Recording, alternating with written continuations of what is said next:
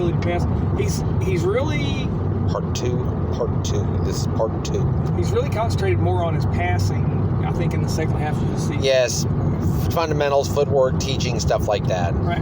And last week we saw him making better decisions. Definitely. In terms of when to pull it down and run it, as opposed to trying to throw it somewhere. Yeah, force a throw that's just not there. Gillham, many a memory down here.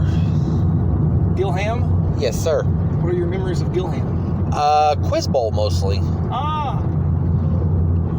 Yeah, when I was in the 5th and 6th grade, we were on a Quiz Bowl team. Sandra Woods was our gifted and talented teacher. I was in there for a couple years. Yeah. And we had a Quiz Bowl team of lineup Brad Anderson, James Willard, and Ben and Olmer and myself. So I'm thinking, needless to say, I'm like the last I'm kind of like the last guy you go to for an answer.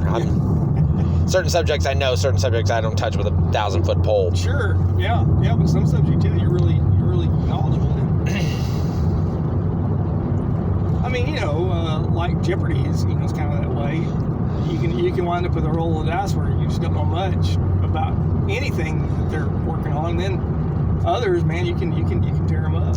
Now, one show that I've gotten into that has been really good. That it was a really good show in the early 90s, though, too. And I actually met over Zoom one of the producers of the show, a guy by the name of Ron Greenberg, nicest guy in the world, 90-something years old, still smart as a whip. It was a show called The Challengers Dick Clark did in the early 90s. Right.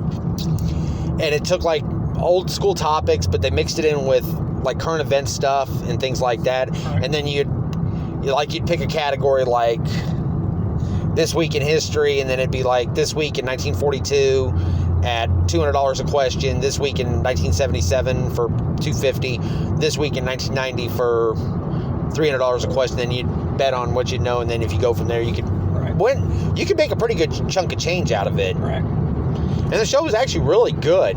Right. I think what makes a lot of those shows good is whenever you can play along. Definitely. That's the thing with Jeopardy. Everybody's playing along. Wheel of Fortune, everybody plays along. Right, the price is right. It's $7.99, not $4.99 exactly. Yeah. But I think that's what makes game shows popular is whenever people get involved and can kind of play along.